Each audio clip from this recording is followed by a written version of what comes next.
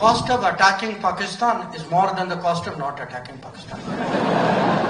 उनको ये नहीं लगना चाहिए कि भाई हम इस लाइन के उस पार हैं तो कोई हमें छुएगा नहीं. Terrorists do not play by any rules. The answer to terrorists cannot have any rules. अगर वो ऐसे बयान दे रहे हैं कि हम घुस के मारेंगे तो अल्हम्दुलिल्लाह हमने भी कोई चूड़ियाँ नहीं पहनी हुई, हम भी उसका जो है ना एज ए पाकिस्तानी हर मुमकिन हद तक जाएंगे. हम भी उनको, वो तो घुस के बात कर रहे हैं ना, हम पता नहीं कहाँ कहाँ जाके उनको मारेंगे. इनकी जो गीदड़ भपकियाँ जो है ना बहुत पहले से चलती हुई आ रही हैं, ये आज की बात नहीं है. बालाकोट में इन लोगों ने क्या किया, पेलोड गिरा के चले गए थे और कहते कि हमने बहुत ज़्यादा कैंप्स इनके तबाह कर दिए, और जबकि हमारी रिपोर्ट आई कि इन लोगों ने सिर्फ एक पेलोड गिरा दिया और वहाँ पर जाके, और जबकि नेक्स्ट डे हम लोगों ने अभिनंदन को हम लोगों ने पकड़ लिया और उसको भी गुडविल जेस्चर के तौर पर छोड़ दिया था. इस तरह तो बड़ा अदम तहफ़्फ़ुज़ फैलता जा रहा है और पाकिस्तान में लोगों की टारगेट किलिंग हो रही है, जो कि बड़ी तशवीश का बायस है. और इसी तनाज़ुर में अगर देखा जाए तो इनकी वजह से हमारे बिजनेसेस में बड़ा फ़र्क पड़ता है, चूँकि इंटरनेशनल जो हमारे कस्टमर्स हैं वो फिर पाकिस्तान का रुख नहीं करते. इंडिया ने तो हमेशा प्रोपेगेट किया है इस चीज़ को कि पाकिस्तान जो है ना वो एक बहुत बड़ा दहशतगर्द मुल्क है, और यहाँ पर तंजीमें हैं, यहाँ पर हम ये कर देंगे वो कर देंगे. वो सर्जिकल स्ट्राइक की मुल्क में टेररिज्म करते हैं तो वो मुल्क जैसे भी अगर चाहे वो, अगर उसके पास कुव्वत है, कैपेसिटी है, तो वो परसू करेगा. आफ्टर ऑल हमारे एबटाबाद से ही तो उसामा बिन लादेन को ये मार के लेके गए और सारी हमारी जो थी मिलिट्री हक्का बक्का रह गई. हाँ, वो आए यहाँ पे हेलीकॉप्टर्स के जरिए करके अपना खाएगा, बचेगा, आगे चलेंगे. अगर एक परिवार में बहुत सारे बच्चे होंगे कैसे होएगा? It's not possible. सब तरह के बच्चे थोड़ी होते हैं. एक ही परिवार में कोई मंद बुद्धि का होता है, कोई अच्छी बुद्धि का होता है, कोई तरह तरह के बच्चे होते हैं. किसी को गीत में, संगीत में, किसी को आर्ट में, किसी को पढ़ाई में, किसी को फिजिकल एक्सरसाइज, किसी को स्पोर्ट्स में. हर एक का अलग अलग इंटरेस्ट होता है. So I think it's very important that. जय हिंद दोस्तों, स्वागत है आपका हिंदुस्तान वन में.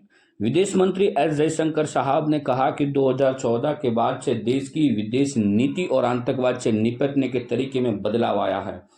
उन्हें देश के बारे में पूछे जाने पर जिनके साथ भारत को संबंध बनाए रखना मुश्किल लगता है, उन्होंने कहा है कि एक पाकिस्तान पड़ोस में है और इसके लिए हम केवल जिम्मेदार है. विदेश मंत्री ने पूछा, अगर अभी मुंबई 26/11 जैसा कुछ होता है और कोई प्रतिक्रिया नहीं करता है तो कोई अगले हमले को कैसे रोक सकता है. उन्होंने कहा कि आतंकवादियों को यह महसूस नहीं होना चाहिए कि वे सीमा पर है, इसलिए उन्हें कोई छू भी नहीं सकता. आतंकवादी किसी भी नियम से नहीं खेलते, इसके लिए आतंकवादियों को जवाब देने के लिए कोई नियम नहीं होना सकता. तो चलिए दोस्तों आगे वीडियो में बढ़ते हैं. पाकिस्तान मीडिया की ओर से जो रिएक्शन मिल रहे हैं, और दोस्तों चैनल पर पहली बार आए और सब्सक्राइब नहीं किया तो सब्सक्राइब जरूर से करके जाइएगा, और वीडियो अच्छी लगे तो लाइक और शेयर जरूर से कर दीजिएगा. धन्यवाद. वीडियो इस वक्त बड़ी वायरल हो रही है, उसमें उन्होंने बाकायदा नाम लेके पाकिस्तान के हवाले से भी बात की, और उन्होंने जो बात की वो ये कहा कि एक तो ये कि जो दहशतगर्द है उसको ये नहीं समझना चाहिए कि वो अगर सरहद पार है तो वो महफूज रहेगा, उसको सरहद पार भी महफूज जो है वो नहीं रहना चाहिए. और दूसरा उन्होंने ये भी कहा कि जो दहशतगर्द होता है उसका जो है कोई, वो जिस तरीके से जो चाहता है करता है, तो फिर उसको जवाब भी उसी तरीके से देना चाहिए कि भाई उसके ऊपर ये ना होना चाहिए, फिर जैसा जवाब बनता है वैसा ही जवाब भी होना चाहिए. तो डॉक्टर साहब इसमें बाकायदा उन्होंने पाकिस्तान का नाम भी लिया जो उनसे सवाल जवाब किए जा रहे थे. तो ये दहशतगर्दी के हवाले से एक मर्तबा फिर उन्होंने ये बात की, और ये उस सिचुएशन उस दौरान आई है कि जब आपको पता है कि कितने ये बात की जा रही है कि जनाब पाकिस्तान के अंदर ऐसी हलाकतें हो रही हैं और जो दहशतगर्द हैं, बल्कि अभी मैं आपको जानते ही होंगे कि जो सरबजीत सिंह, उनका जो कातिल वो यानी तांबा उसका नाम सरफराज, आमिर सरफराज, अभी 2 दिन पहले लाहौर में जो है वो कत्ल किया गया उसको. तो डॉक्टर साहब ये दहशतगर्दी की बात दोबारा से दोहराई गई है, कैसे, इसके ऊपर क्या कमेंट करना चाहेंगे आप? देखे, जब इन्होंने टेररिज्म इंडिया में करवाई है, कई साल करवाते रहे, उनके पार्लियामेंट पे भी चले गए. हाँ जी. और वो जो है 26 नवंबर 2008 की बात तो सारी दुनिया जानती है. इससे पहले बॉम्बे के अंदर इन्होंने एक ट्रेन के ऊपर जो बेचारे लोग यानी वो जा रहे होते हैं काम के ऊपर, वहां पे भी अपना ये रखा बम और 173 पीपल वर किल्ड। इसके अलावा दिल्ली में इन्होंने किया, महाराष्ट्र के अंदर किया, हर जगह पे ये इस किस्म की दहशतगर्दी करते रहे।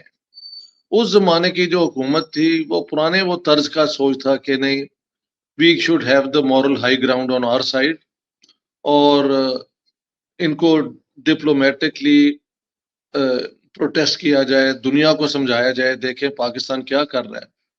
उस जमाने में पाकिस्तान क्योंकि अमेरिका का बगल बच्चा बना हुआ था, तो वो जो चाहते थे कर लेते थे। अब दुनिया गई है बदल। Jaishankar represents the new way of thinking of the Indian government. Right और रॉन्ग इस पे मैं बहस करने को तैयार नहीं, लेकिन अगर आप जाके किसी मुल्क में टेररिज्म करते हैं तो वो मुल्क जैसे भी अगर चाहे, वो अगर उसके पास कुव्वत है, कैपेसिटी है, तो वो परसू करेगा। आफ्टर ऑल हमारे एबटाबाद से ही तो उसामा बिन लादेन को ये मार के लेके गए और सारी हमारी जो थी मिलिट्री हक्का बक्का रह गई। हाँ, वो आए यहाँ पे हेलीकॉप्टर्स के जरिए करके अपना काम सरे चले गए, तो क्यों क्या कर सके हम? कुछ नहीं।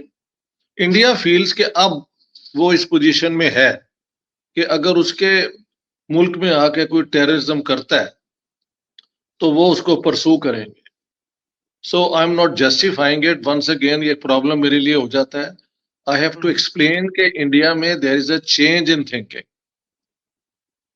मैं खुद अमन का, I believe in peace, I believe in forgetting and forgiving, लेकिन इंडिया ने एक करके देख लिया है ना कई दफा।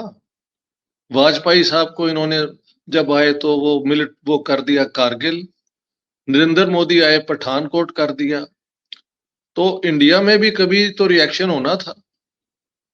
And what Jaishankar is saying now is the way the Indian government is thinking. और जैसे आप कहते हैं कि अभी एक जो पुराना टेररिस्ट है उसको किसी ने मार दिया है, तो maybe this is part of that.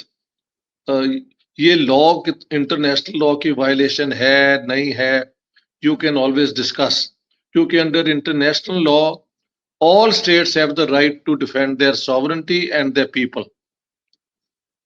उसको किस तरह कौन अप्लाई करता है वो एक और बात है। अमेरिका तो नहीं छोड़ता किसी को जो उनके जो होते हैं सिटीजन्स, उनके ऊपर कोई अटैक करता है।